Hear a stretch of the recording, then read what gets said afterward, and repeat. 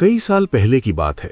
एक छोटी सी बस्ती में एक शख्स रहता था जिसका नाम यूसुफ हसन था।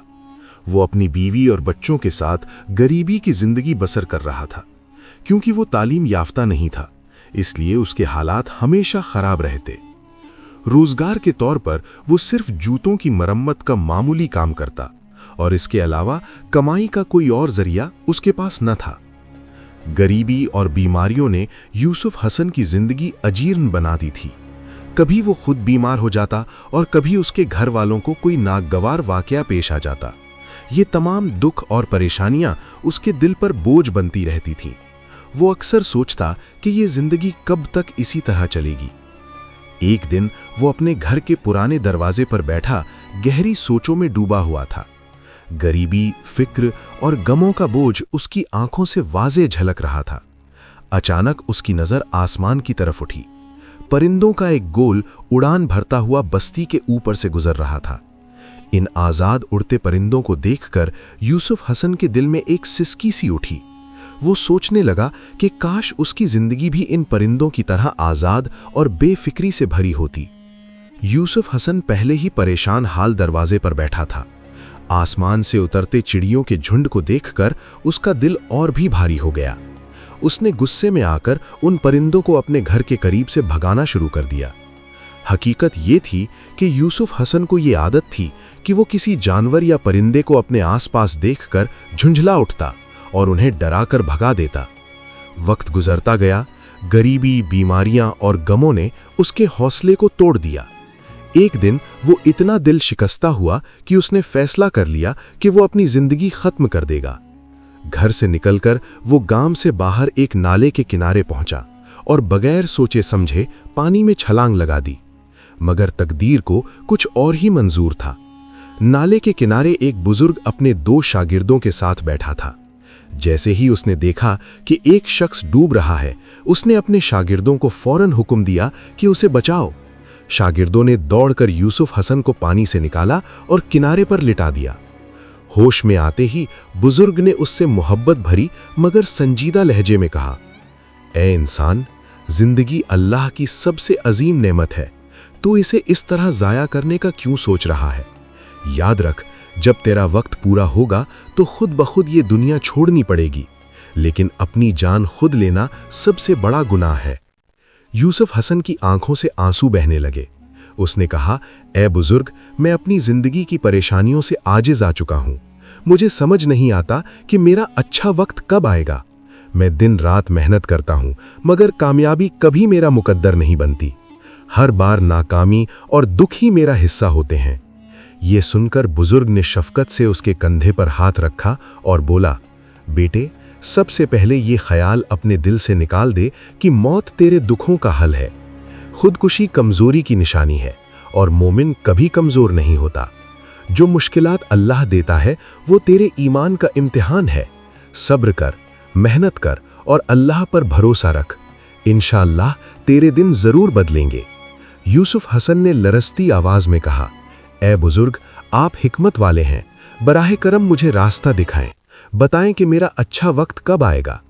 बुजुर्ग ने यूसुफ हसन की तरफ देखकर कहा, बेटे, मैं जरूर तेरी मदद करूंगा और तुझे बताऊंगा कि अच्छे वक्त की आमद की अलामत क्या होती है, लेकिन इससे पहले तुझे मेरी कुछ बातों पर अमल करना होगा।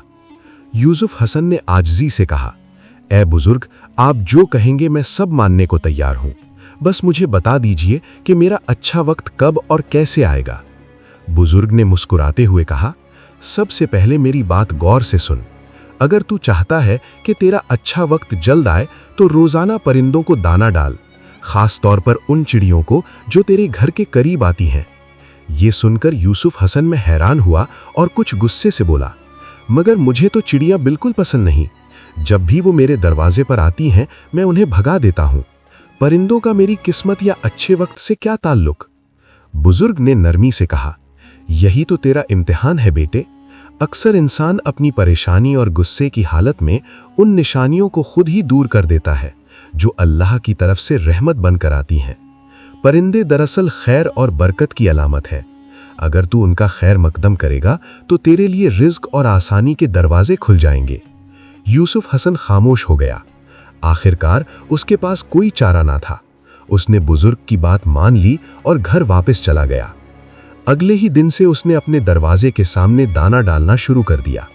شروع میں دل نہیں مانتا تھا، مگر آہستہ آہستہ اسے محسوس ہونے لگا کہ جیسے گھر کا ماحول پہلے سے بہتر ہو رہا ہے۔ جب بھی چڑیاں اس کے دروازے پر آ کر دانا چونچتی، اسے دل میں ایک عجیب سی خوشی اور سکون ملنے لگتا۔ اس کے دل نے کہنا شروع کیا کہ شاید واقعی اس کی زندگی بدلنے والی ہے۔ ایک ہفتے بعد یوسف حسن دوبارہ بزرگ کے پاس گیا اور کہا، میں نے آپ کے حکم کے مطابق روزانہ چڑیوں کو دانا ڈالنا شروع کر دیا ہے، اور اب عجیب بات یہ ہے کہ مجھے لگتا ہے جیسے میرے دن سنورنے لگے ہیں، گویا کوئی خوشخبری قریب ہے۔ یہ سن کر بزرگ نے مسکرا کر کہا، بیٹے، یہی اصل راز ہے۔ اکثر انسان اپنے دکھ اور غصے میں ان علامتوں کو خود ہی دھتکار دیتا ہے جو اس کے اچھے وقت کی ابتدا ہوتی ہیں۔ پرندے اللہ کی مخلوق ہے اور وہ تیرے گھر پر اللہ کی رحمت کا پیغام لاتے ہیں۔ ان کی قدر کر اور صبر کے ساتھ محنت جاری رکھ، انشاءاللہ تیرا وقت ضرور بدلے گا۔ زندگی میں کچھ غیر متوقع واقعات ایسے ہوتے ہیں جو اشارہ دیتے ہیں کہ اچھا وقت قریب ہے، مگر یوسف حسن نے گہرے دکھ کے ساتھ کہا، اے بزرگ، میری مدد کریں، میں نے اپنی زندگی میں عزت کے بجائے صرف ذلت دیکھی ہے۔ یہ سن کر بزرگ نے قرآن پاک کی کچھ آیتیں تلاوت کیں۔ یوسف حسن ادب اور احترام سے سنتا رہا۔ پھر اس نے کہا، مجھے ان آیتوں کا مطلب سمجھائیں۔ بزرگ نے جواب دیا، ان آیتوں کا مطلب ہے کہ اللہ ہی بادشاہی کا مالک ہے، وہ جسے چاہے عزت دے اور جسے چاہے ذلت دے، اور بے شک وہ ہر چیز پر قادر ہے۔ وہ پیپل کے درخت کے نیچے بیٹھ کر اپنے پرانے کام یعنی جوتوں کی مرمت میں مشغول ہو جاتا اور یہ دعا بار بار دہراتا۔ کچھ دن گزرے، اچانک ایک نئی مصیبت نے اس کے دروازے پر دستک دی۔ اللہ نے اپنے اس بندے کو ایک بار پھر آزمانے کا فیصلہ کیا۔ اب کوئی بھی اس کے پاس جوتے مرمت کروانے نہ آتا۔ اس کے پاس جو تھوڑے بہت پیسے بچے تھے، اس نے مشکل سے کچھ دن کا راشن خریدا اور گھر کا چولہا جلایا، مگر جیسے جیسے دن گزرتے گئے حالات اور خراب ہوتے گئے۔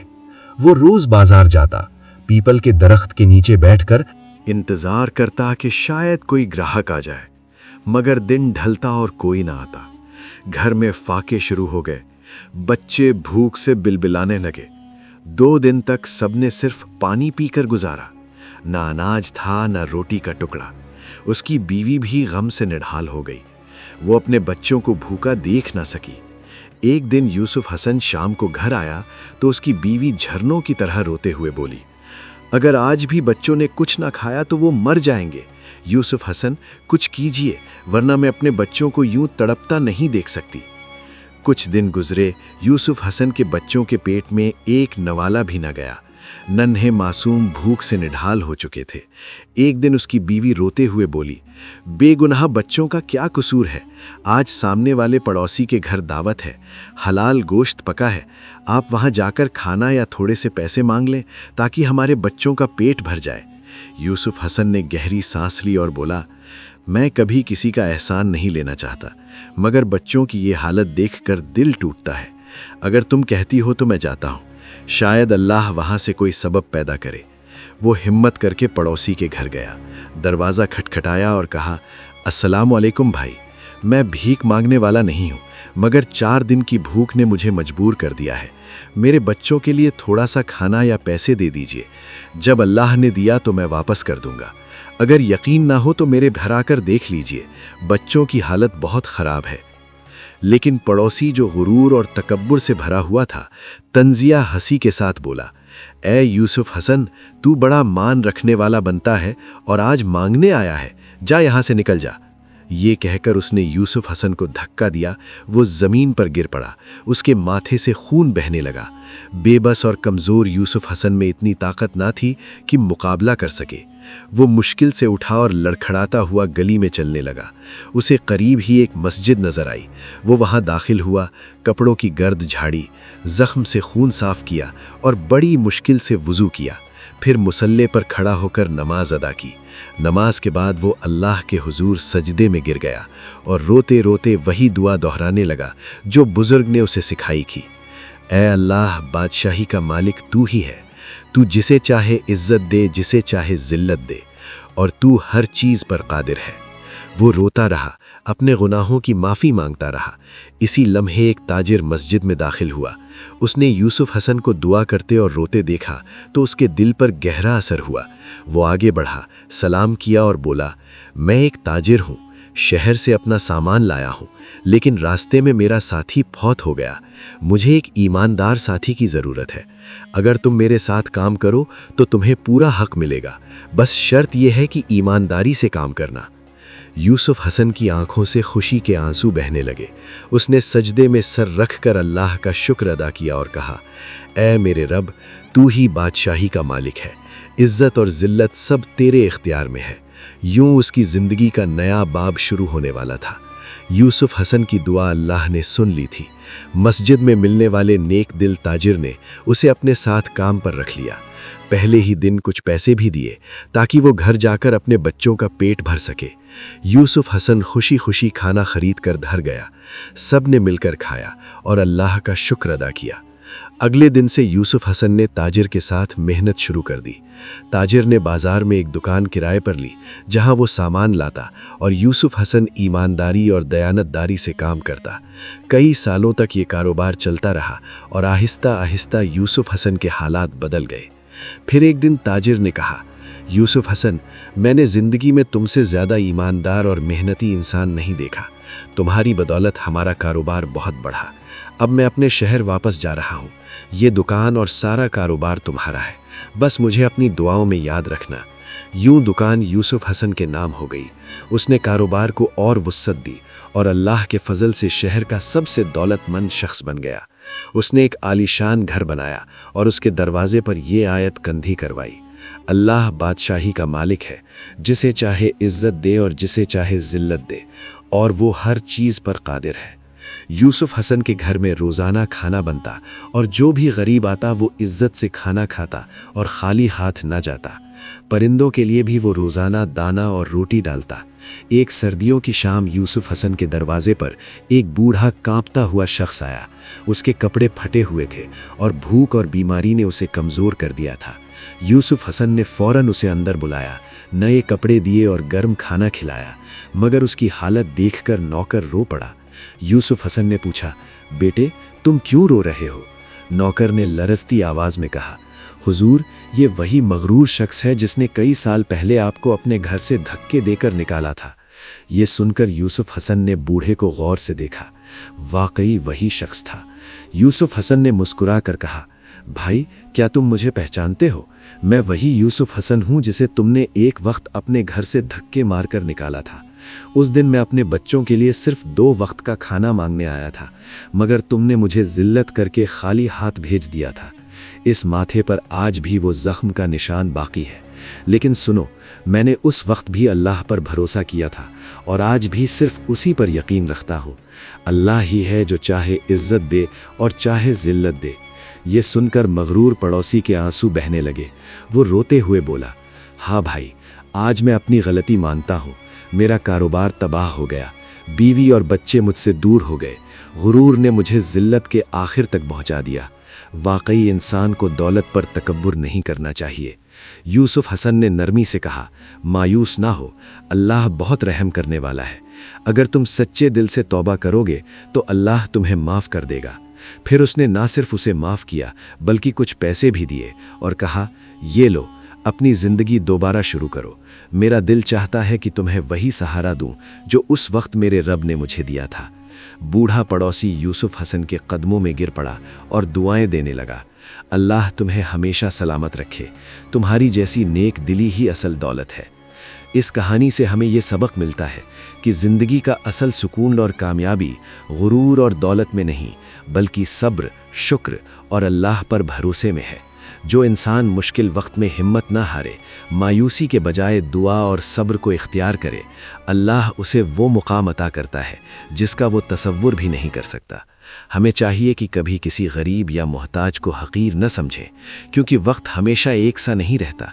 आज जिसके पास कुछ नहीं, कल वो इज्जत और दौलत का मालिक हो सकता है। और असल इज्जत उसी की है जो दूसरों की मदद करे और दिलों में जगह बनाए। हसन अल बसरी कुरान एकेडमी के साथ कुरान सीखें। ہم دنیا بھر میں اسکائپ، زوم اور واٹس ایپ کے ذریعے قرآن کی تعلیم دیتے ہیں۔ ہم مبتدیوں کے لیے قرآن تجوید کے ساتھ قرأت کورس، قرآن ترجمہ، قرآن حفظ اور تفسیر کے کورسز پیش کرتے ہیں۔ قابل اور تربیت یافتہ فیمیل و میل اساتذہ کے ساتھ قرآن سیکھیں۔ ہمارے ساتھ شامل ہونے کے لیے جلدی کریں۔